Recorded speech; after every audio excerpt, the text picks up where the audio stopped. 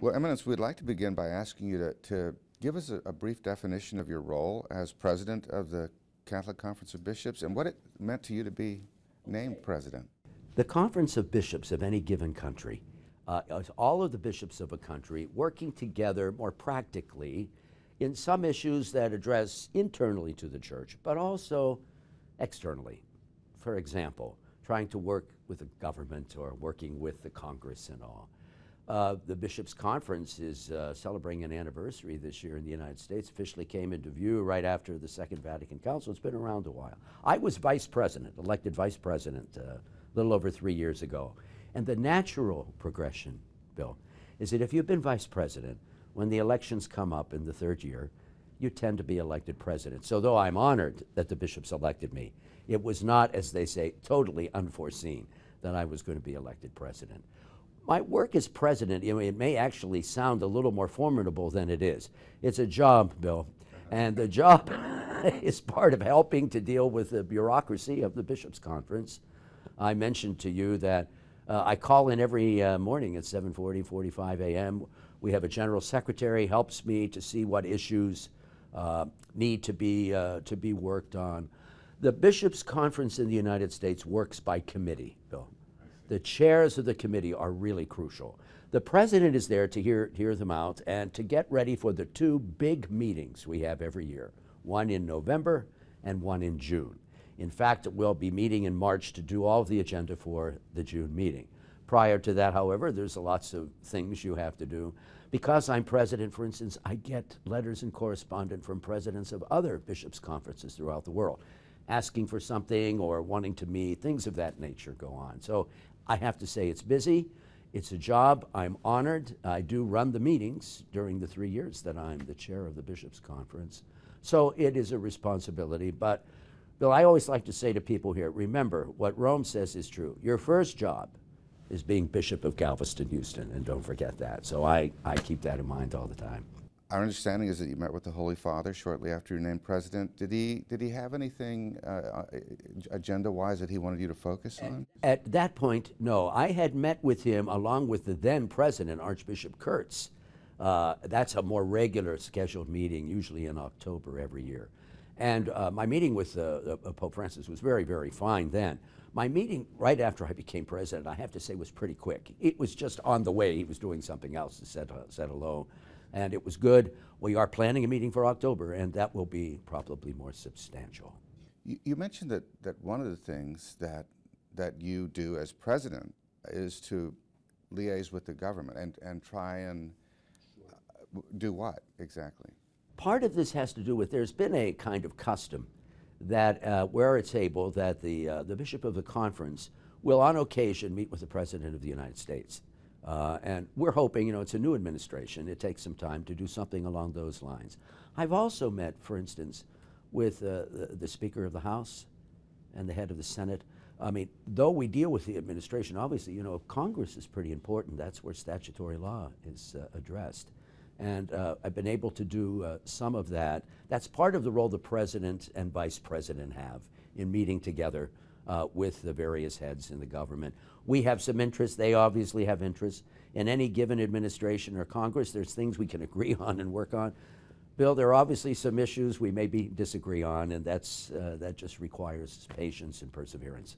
If and when you do meet with President Trump, what will you talk to him about with regards to immigration and the refugees that are? Obviously, it's going to be one of the topics that we would deal with, I think people would imagine.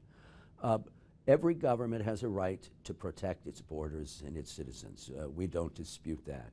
Our problem is that some of the recent government interventions, let's say the executive orders of the president, we think may ultimately hurt our security. It is setting a lot of the immigration people and some of our immigrants, documented and undocumented, into intense anxiety. Let me give you just simply an incidental thing. I do meetings, obviously, with our schools office and schools, and a number of teachers have expressed to me that some of the children, even in our schools, worry, is Mommy and Daddy going to be home tonight? It's that kind of thing. Are they overly preoccupied because they read too much into the news? That's probably true. But that's not conducive to families. We want to see families stay united. That's one of our concerns. That would be something I'd bring up. I'm also interested in DACA. As you know, those were young people who did come forward when they were asked under the Obama administration. There was a rule put together that they could have a little more freedom, even though they're not technically documented. Now there's some concern by them. Are they going to go after us now because they know all about us? So those are issues that... And I know that's something you would address with the president if and when you meet with him. Are these things that you're actively talking to members of Congress about at this moment? We are. Absolutely, Bill. We are talking about it now. On the point of view of the refugees, a number of the refugees, now I think they're coming in. It's a very unclear thing what's happened with the courts and what the president did in January. For our point of view, a lot of the people have been waiting lots of time for years. And now they're in limbo in many ways. Our refugee resettlement, you know, there's lots of groups that do it throughout the United States. But to give you an example of our Catholic Church, our Catholic Charities has been settling refugees for 50 years. And I'm not trying to boast. We're good at it, Bill. And we make sure when someone comes in, we have a caseworker. You don't just bring them in and just leave them. We work hard. We think we've had a good rep. We think even the government thinks we and others have good reps. We think these people are desperately waiting to come in. 3 months may not sound like much, but it can be really bad for some of those coming to come in. Whatever religious faith they are, Islam, religious minority groups. May I add, in light of that, though, we have some also preoccupation with the Christian groups, whether Catholic, Orthodox, or Protestant in the Middle East. I mean, they've literally been decimated, Bill. And we have some concerns about this and bringing them in. So those would be issues I bring up with everybody when we meet. Abortion has always been a very major issue, Bill, always. And many new developments, recent developments about it in the courts and so forth. Yes. Is that something that you would discuss as we well? would. First of all, we're grateful that there are signs from the new administration that they are much more positive towards pro-life things than would have been true before. The Mexico City policy that was changed when President Trump first came in. We are trying to work quietly on some issues, particularly relative to health care and religious liberty for our Catholic hospitals and whatnot. So we will always work on that, Bill. Some people have said, well, you've got so many big issues. Yes, but we'll never leave aside the human person and the issue of abortion and euthanasia. That's still big for us. Do you have any hip pocket issue that you would love to talk to the president about when you meet with him that's not on this sheet of paper here? An issue that both right and left in recent years, Bill, have begun to see that maybe we need to do some renewal and refinement is prison reform. We have a huge number of prisons within the territory of the Archdiocese of Galveston and Houston. I regularly go and visit the prisons. I think we need to do something in prisons that allows the people should be there. I'm not questioning that. What I'm saying is we can help people do better so that when they come out, we do not have this constant circle of people returning to prisons. We need to do some help for prisoners to be rehabilitated. I could maybe use that word. I'd like to see some work done on that. And I think it's an issue that both right and left are willing right now, particularly in the state of Texas, to do. Our prison system does have a high recidivism rate, and there was a time when inmates were rehabilitated, but it seems that there's no money or time. It has not been as well in recent years. As you know, Bill, I try to work not by heating up the rhetoric, but finding places where people can agree.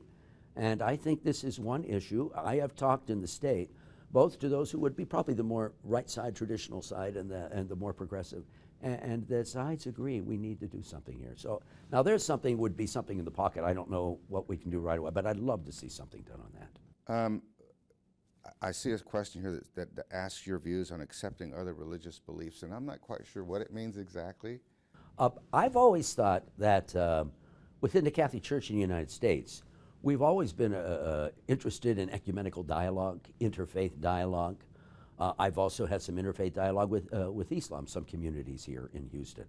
The judicatory heads of the major Christian bodies we have met together. And in fact, we agreed at one point some years ago to work on immigration reform. That was one of the things we've agreed on. We also agreed on some issues relative to the death penalty. Brought in with the judicatory heads of the Christian bodies has been a couple of rabbis of the Jewish community. We're very pleased to do that.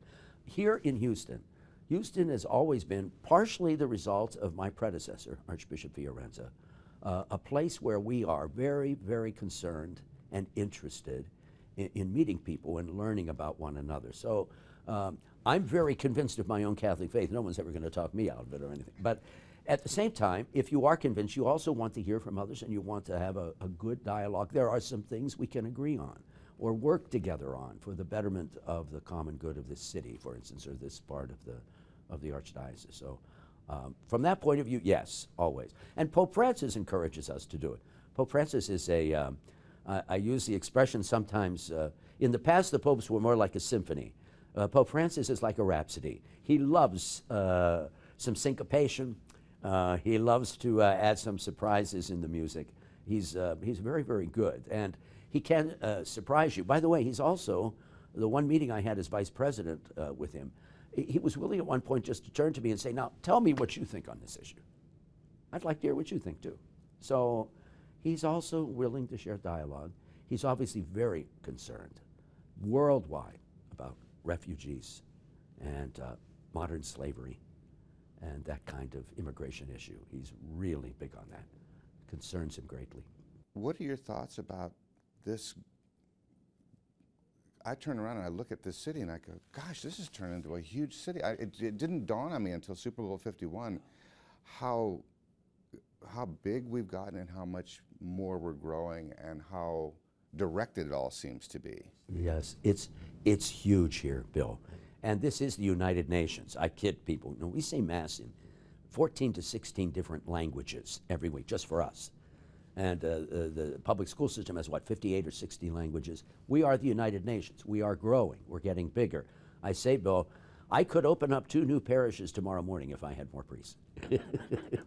I've dedicated 26 new church buildings in the last 10 years. So we're in growth. I know other groups are in growth, too. It's beautiful. I love Houston. Houston is a city you can come to, and after a year and a half, you're a native. There's so many new people here. That's great. Well, I don't know if it's in all the news lately. It's news for us. You know, Wednesday's Ash Wednesday. Hey, it's time to tell my Catholic community here. It's time to get in order. You know, Lent's beginning. But a beautiful time of the year for us, and a blessed time. To all the people in Houston who have been invariably kind to me since I've been here. I don't know, Bill, if I ever told you the story. The day I was named a cardinal, that very day I got a phone call from a Baptist woman in town. And I took the call. And she said, you know, I don't know what this means. She says, but is this good for Houston? I said, yeah, I think it's okay. She said, well, if it's good enough for Houston, it's good enough for me. But that's typical of the good community here in Houston. I like it very much.